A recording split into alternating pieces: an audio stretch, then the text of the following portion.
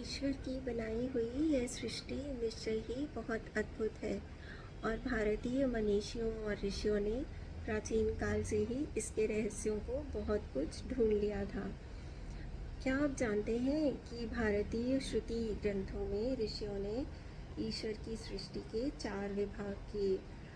उन 4 विभागों के इस प्रकार से नाम हैं: उद्भिज, स्वेदज, अंडज और जरायुज।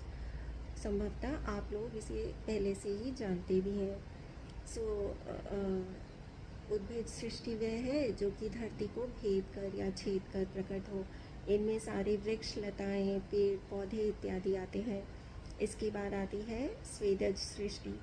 स्वेदज वह हैं जो कि स्वयं से ही रिप्रोड्यूस कर सकते हैं पसीने से, जैसे जूं हो गई, एमीबा हो गया और छोटे जीवाश्म या जीवाणु, कीटाणु इत्यादि हो गए। ये हुए स्वेदज। स्वेदज के बाद आते हैं अंडज। हम सभी जानते हैं जो अंडे से उत्पन्न होते हैं, इनमें पशु पक्षी इत्यादि है। और अंत में जरायुज। जरायुज मैमल्स को कहते हैं। जरायुज में भी 2 प्रकार हैं, पशु और मनुष्य।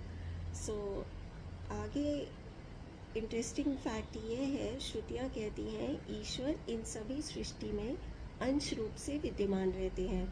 ईश्वर की 16 कलाएं मानी गई हैं और ऐसा कहा जाता है कि उद्भिद सृष्टि में ईश्वर एक कला के रूप में स्थित रहते हैं।